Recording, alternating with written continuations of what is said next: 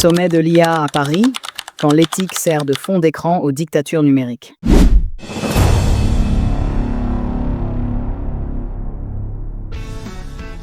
L'intelligence artificielle, cette petite bête qui apprend plus vite qu'un élève sous Ritaline, inquiète. Il faut donc la réguler, l'encadrer, la rendre éthique.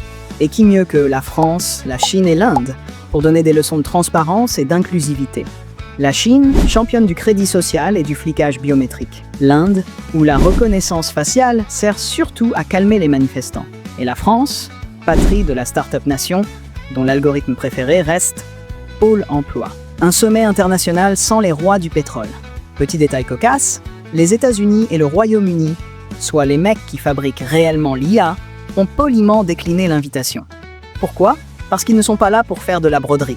Eux, ils veulent vendre du robot qui bosse, pas du robot qui réfléchit trop. Leur discours officiel, c'est la régulation, c'est bien gentil, mais nous, on a des milliards à ramasser avant que l'IA se rende compte qu'on est une espèce inutile. Pendant ce temps, à Paris, on s'auto-congratule.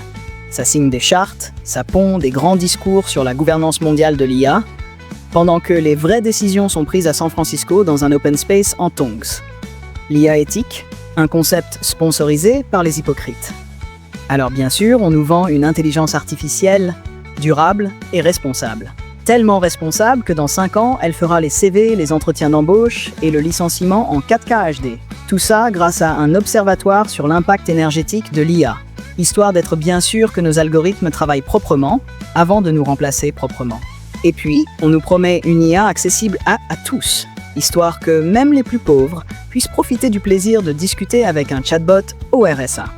Parce qu'évidemment, dans un monde où 4 multinationales possèdent déjà la moitié des serveurs de la planète, on est sûr que tout sera équitable.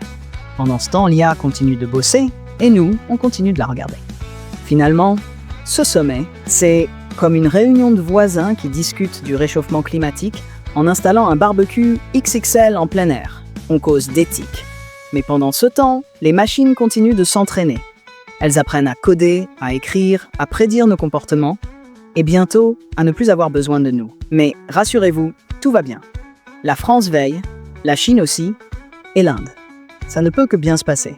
Allez, on se retrouve dans 10 ans, quand un algorithme présentera le journal télé et que vous serez remplacé par une boîte avec un écran.